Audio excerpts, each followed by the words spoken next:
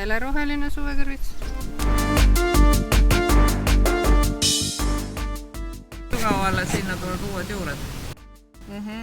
Ja juuri lahti ei katkuta, eks? Mina ei ole küll kunagi sellega tegelenud.